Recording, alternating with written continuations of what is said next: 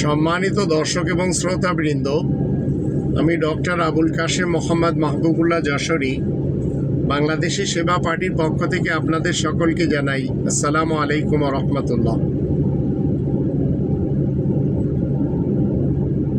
জামাতের মুনাফিকিনরা বলছে যারা জামাতকে ভোট দিবে না তারা কোরআনের শত্রু, তারা জান্নাতে যাবে না।